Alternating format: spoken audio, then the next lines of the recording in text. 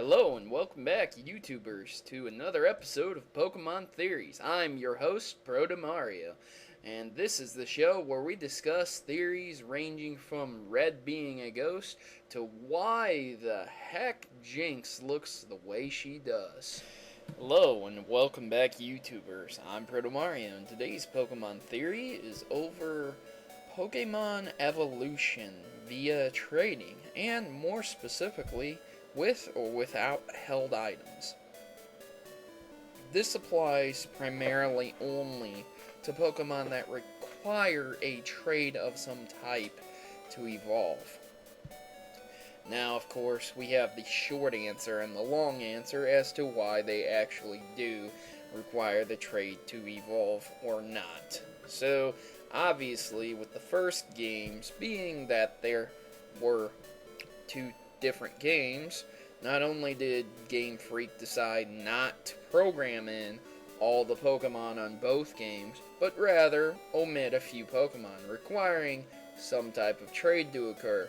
Whether or not you bought the game or you and your friend bought the game, their objective was to sell two games. Also in there to encourage trading was the fact that 4 Pokemon were required to evolve via trading. This would mean Kadabra, Machoke, and Graveler, as well as Haunter, were required to trade if you wanted them to evolve. Now, for a first-time Pokemon trainer to not know this, it was kinda crappy, because you didn't know that these guys were required to be traded to evolve. There were some hints there, but not specifically a chart telling you, hey, dummy, Haunters needed to be traded to evolve. That's why he never turned into Gengar. Nevertheless, there is a glitch in the game that allows for you to evolve your Pokemon via trading without needing to trade them, which involves a hexadecimal system and you to have a certain stone in your inventory, and it's whatever. There's one for that and one for the stones, but I digress. Point is, Game Freak didn't want them to not trade Pokemon. They didn't want you to not trade Pokemon, so to encourage this, they required 4 of the most powerful Pokemon in the game to require a trade to evolve. It's that simple. So, that's the answer, right? Isn't it? That's the end of the theory, guys. Oh, but wait.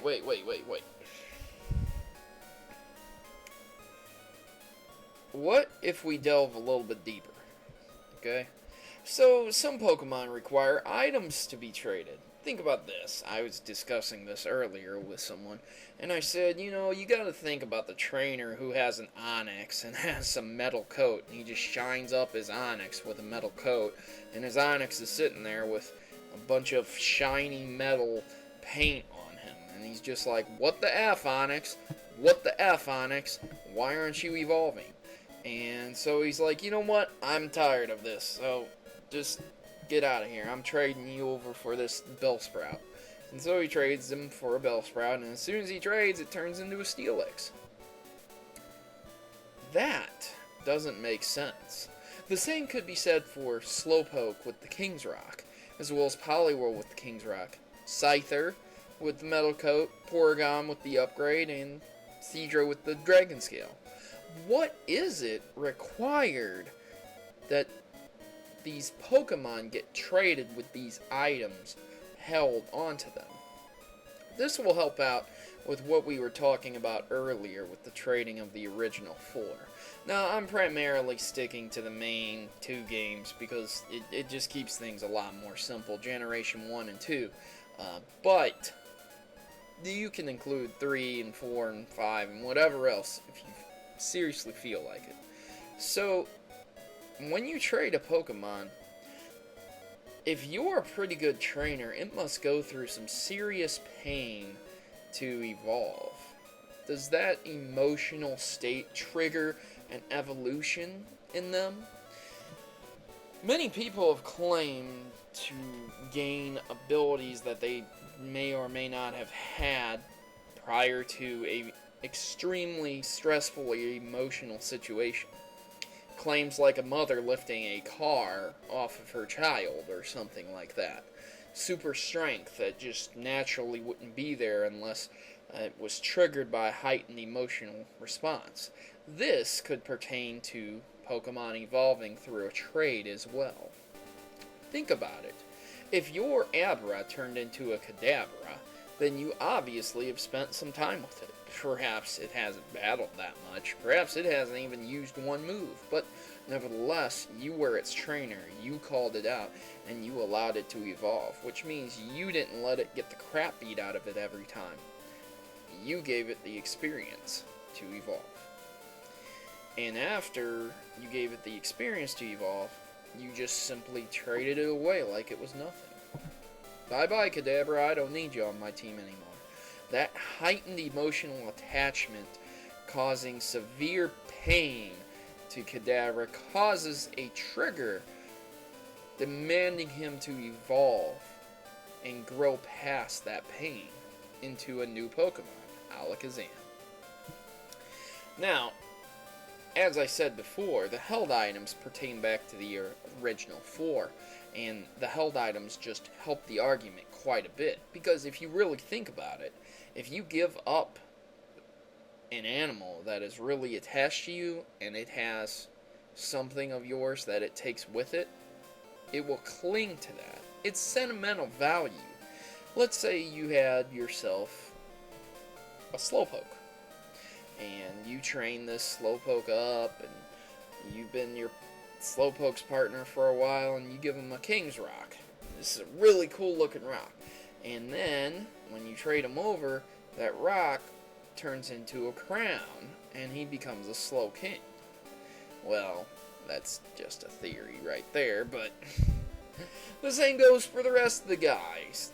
Normally, they wouldn't use the item because it has such a sentimental value to them. But during the trade, that sentimental value, with the heightened emotional response of being traded away, causes an emotional state to trigger, and then they use the item to become a completely different Pokemon. Each Pokemon that evolved via a traded item in the Generation 2, a good number of them actually change completely. Like, Seadra becomes a Dragon type. Scyther changes from Bug Flying to Bug Steel. And then, of course, Onyx becomes a Steel Ground type instead of a Rock Ground type. Now, in the original, with the original 4, none of them changed whatsoever. They were the same types to the T. So, it can be said that the change in the trade with the heightened emotional response holding the item caused a genetic anomaly to occur and a new Pokemon to be created. Now I know that's stretching, but whatever. I don't care. At any rate, as you realize, trading your Pokemon can cause severe problems with them, not only mentally to the point where they evolve due to an emotional response, but they will never accept another name. They will not be too happy with the trainer they are getting. If they loved you, they won't instantly love that trainer. They go back to the base happiness level. And of course, when that trainer wants to name it something else, it can't, because it's a traded Pokemon. On top of that, that Pokemon may not respect the trainer enough to listen to it, so he needs badges to show the respect. So, all in all, the final conclusion is that when a Pokemon is traded, it gains a heightened emotional state that requires an extreme amount of pain for them to go through with separation anxiety, which triggers an evolution response for their bodies to get past that. If they happen to be holding something that may or may not change their DNA makeup and turn them into something else, then they will become a completely different Pokemon. That's my synopsis of the situation, guys. That's my Pokemon theory. Please leave your suggestions in the comment section below. What do you think is required of a Pokemon when they trade to evolve? Why would they need to be traded to evolve? That's kind of messed up. Thanks for watching, guys, and of course, happy gaming.